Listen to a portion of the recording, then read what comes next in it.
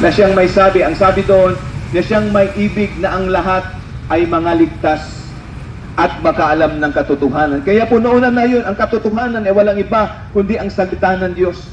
Ang nais ng ating Panginoon na maabot ka, marinig mo ang salita ng ating Panginoon. Ano ang kanyang salita? Nais niya na ikaw ay maligtas at huwag magpahamak, sapagkat ang sabi ng Roma 3:10, ang lahat ng tao ay hindi nakaabot sa pamantayan ng Diyos. Lahat ng tao ay nagkasala, walang umahanap sa Panginoon. Roma 3:23, ang lahat ng tao ay nagkasala, walang matuwid, wala kahit isa. Kaya wala po tayo pwedeng pagmalaki sa Panginoon, sapagkat lahat po tayo ay nagkakasala sa harapan ng ating Panginoon. At sabi niya sa Roma 6:23, ang kabayaran ng kasalanan ay kamatayan. Ngunit ang inialok ng ating Panginoon na walang bayad, ito po ay buhay na walang hanggan. Bakit po niya inaalok ang kanyang buhay na walang, sapagkat tayo ay nagkasala sa kanyang harapan. Ibinigay niya ang kanyang bugtong na anak na si Jesus at siya ang napako sa krus ng Kalbaryo, na tayo ay hindi karapat-dapat ibigit mahalin ng ating Panginoon, pero dahil sa pag-ibig ng Ama at sa pagmamahal ng ating Panginoong Jesus, na hindi siya ang dapat mapako sa krus, tayo dapat, kasi tayo ang makasalanan, pero inako niya dahil sa pag-ibig niya sa iyo at pag-ibig niya sa akin. Yan ang dahilan kung bakit ibig niya na papakinggan mo ang kanyang mga salitang ito. Mahal ka ng ating Panginoon, mga kaibigan. Ano man ang iyong sitwasyon sa oras dito, ano man ang iyong nagagawang kasalanan sa harapan ng Panginoon, kahit na gaano kalaki ang ating nagagawang kasalanan, mahal ka pa rin ng ating Panginoon, sapagkat biniyaran ng Panginoon ng kanyang buhay sa krus ng Kalbaryo ang ating mga nagagawang kasalanan. Kumusta kaibigan ngayong oras na ito? Hindi ko alam ang iyong buhay, kung ano ang iyong pinagdadaanan, meron kang mga problema, meron kang mga suliranin, na minsan parang gusto mo nang bumigay, gusto mo nang give up sa iyong buhay, minsan gusto mo nang wakasan ang iyong buhay para bang nawawalan ka na ng pag-asa. Sa buhay nating ito ay punong-puno ng problema, sunod, kaya minsan nawalan tayo ng pag-asa. Pero nais kong sabihin sa iyo ngayong umaga, ito ang dahilan kung bakit mayroong pangangaral salita na, sapagkat ang Diyos ay nananawagan. Ang sabi niya, Mateo 11:28, magsiparito kayong lahat sa akin, kayong lahat na nangapapagal at nangabibigat ang lubha, at kayo'y aking pagpapahingahin. Ang panawagang ito matagal ng panahon.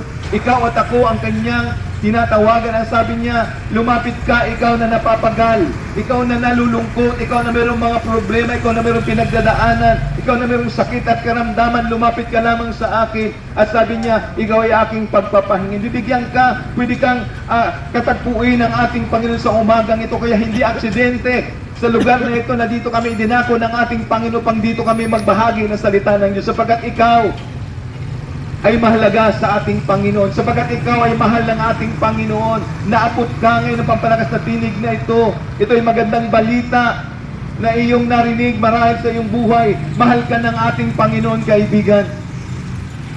Kung sa tao, minsan tayo ay pinipili natin ang ating iniibig, yung mga taong kaibig-ibig lamang ang ating iniibig. Pero sa harapan ng Diyos, hindi niya tinitingnan ang iyong kasalanan, ang buhay mo at buhay ko. Hindi niya tinitingnan, kundi inibig pa rin tayo ng Panginoon. Wala pong perfecto, wala pong matuwid sa harapan ng ating Panginoon.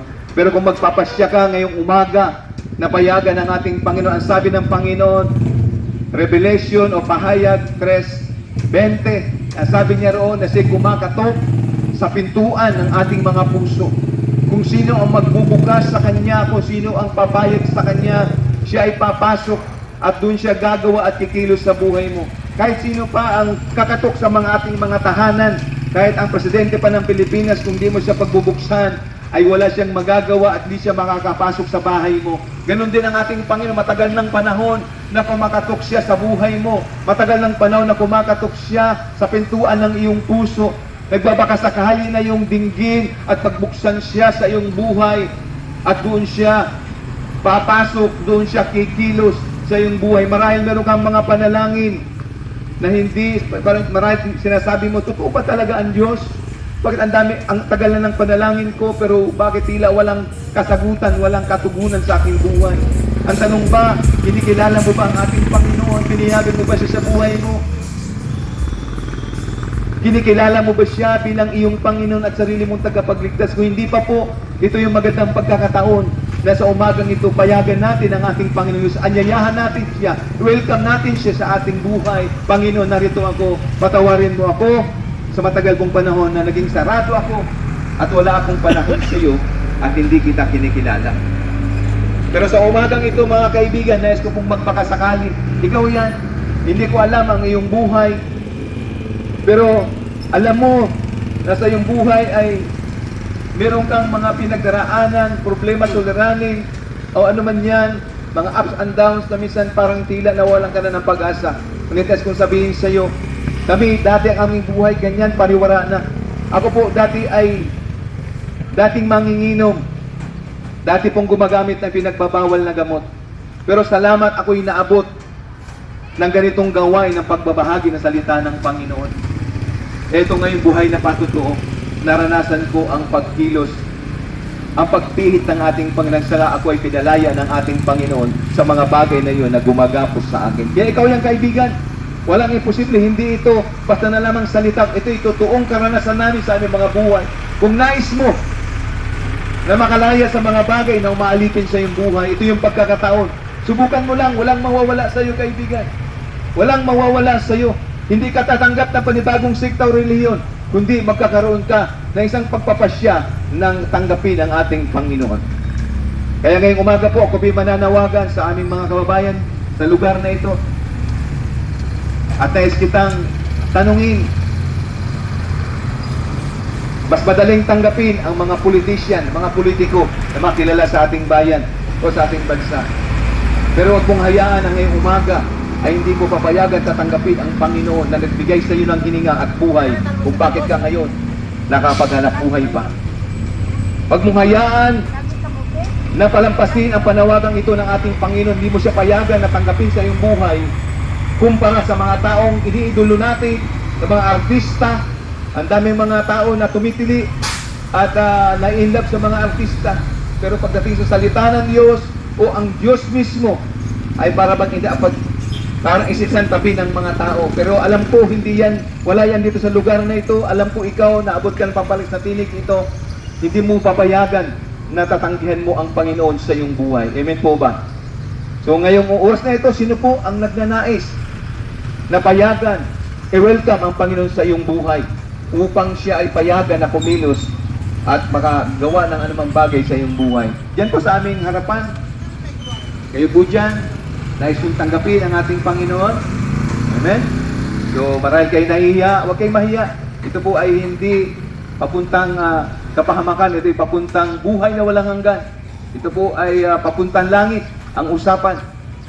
Kayo dyan, ate, praise God, si ate. Yung ating mga kaibigan dyan, ang mga tricycle drivers, sa mga kaibigan natin dyan. So, marahil hindi mo itira sa inyong kamay, pero naririnig mo ang panawagang ito. So, nais kitang pangunahan sa isang panalangin. Ang panalangin ito po ang assurance natin ng pagpayag sa ating Panginoon. Dito kami nagsimula sa ganitong panalangin at hindi namin pinagsisisihan ng ganitong panalangin sapagkat dito namin nakita at naranasan, napatunayan na totoo nga na buhay ang Diyos. Kaya narito kami, buhay na patotoo. Gusto namin patunayan sa inyo na mayroong kayang gawin ang Panginoon sa ating mga buhay. Kaya po tayo po'y mananalangin na ngayong umaga sa panalangin ng pagpapasya na ating papayagan ng ating Panginoon sa ating mga buhay. So, saan ka man naroon ngayon, kaibigan, nasa loob ka man ng iyong tahanan, nandiyan ka man sa iyong tindahan, sa business mo, pero naabot ka ng papalangas na tinig na ito, ay nas kitang anyayahan, sumabay ka sa ganitong panalangin. Magsimula na po tayo, repeat after me sa ganitong panalangin. Dakilang Diyos na makapangyarihan sa lahat. Sige, ulitin mo. Dakilang Diyos na makapangyarihan sa lahat. Inaamin ko sa aking sarili na ako'y nakalimot sa inyo. Nawalan ako ng panahon sa inyo, Panginoon. Ngunit salamat sa iyong mga salita sa umagang ito.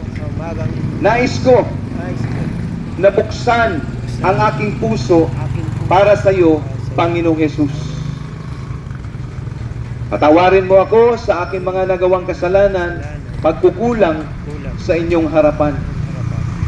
At binubuksan ko ang aking puso na tanggapin ka, kilalanin ka, Panginoong Hesukristo, bilang aking Panginoon at sarili kong tagapagligtas. Pinapayagan kita na maghari, kumilos sa aking buhay. Alalahanin mo ang aking pangalan, Panginoong Hesus, sa aklat ng buhay, upang sa iyong muling pagbabalik, o kung sakali man na ako'y bawian ng buhay, ay makakapiling kita sa langit. Marami pong salamat, Panginoong Hesus, sa kaligtasan, sa buhay na walang hanggan. Ito po ang aking panalangin sa pangalan ni Jesus. Amen. Amen. Kaya pagpalain ng Diyos ang bawat isa sa mga nakaabot ng papalak sa tinig na ito, lalo na doon po sa mga kaibigan namin, kababayan namin, na sumabay sa ganong simpleng panalangin. Pagpalain ka ng ating Panginoon, siya ang nakakaalam kung ano ang iyong buhay. Nais niya na ikaw ay tulungan at lumaya sa anumang mga bagay na tila gumagapos sa ating mga buhay. Kaya po sa amin pong bago po paglisan sa lugar na ito, para po sa aming pagpapakilala kung sino ba, ano ba ang grupong ito, at kung saan po pwedeng mapuntahan ang aming panambahan, at kung saan pa sa ibang lugar dito sa malapit lang na meron pong pagtitipon ng ganitong pag-aaral salita ng Diyos, ay ibinabalik ko na po sa aking kasama. Kaya pagpalain po kayo, salamat po sa inyong pagkikinig. God bless you po. Okay, at napakinggan po natin ang